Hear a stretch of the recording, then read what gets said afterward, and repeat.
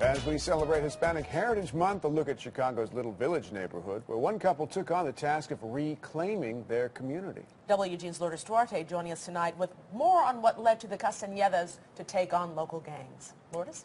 Well, Micah and Tom, this is really the kind of story you love to hear about. A local couple beating all odds to keep their neighborhood and the children living in it safe. Even as gangs threatened their safety, they stood their ground and have created one of the most successful after-school programs in Little Village. Not only that, entire playgrounds are now in place thanks in part to their efforts.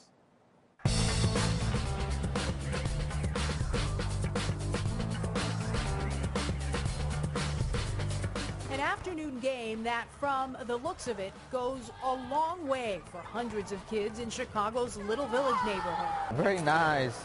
I like that. This is now your typical afternoon at the Gary Ortiz School campus, but it wasn't always that way. It sits in the dividing line of two large gangs in our community, and historically it wasn't a safe place to play in. Through time, it is slowly getting better. In fact, ask around and most will tell you it is partly due to this couple, Rob and Amy Castaneda.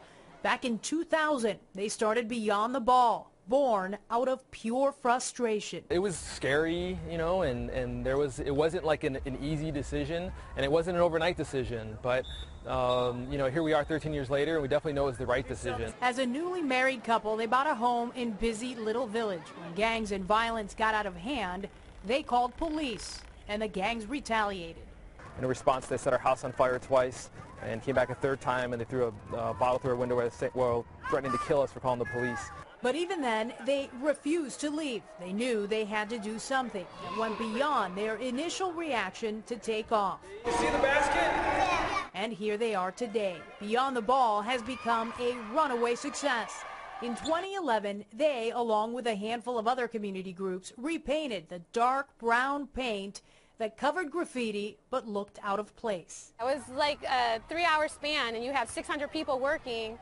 You know, we have the manpower. Yes, the numbers are there. They've got at least a half dozen play programs. They've even been able to hire a few coaches who know of the desperate need to keep kids out of gangs and out of trouble. They witness shootings, or they witness their own friends joining, and some of them don't know like what to expect, and they ask us for advice too. Not long ago, the couple got perhaps the biggest proof that what they're doing may be working.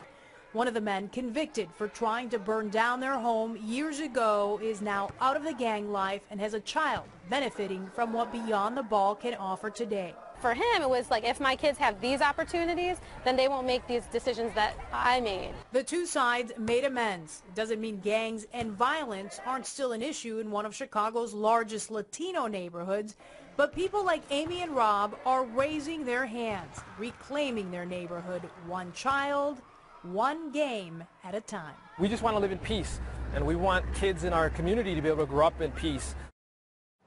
Very nice story from those two. Amy and Rob have now even gotten to the point where they can afford to hire coaches as part of this program. They get all of their funding through donations and grants. That means, yeah, they are always looking for extra cash to get more kids into those programs, which are free, by the way. You can get more info by going to beyondtheball.org. We will also link it to our website. Tom and Mike? Great story. Those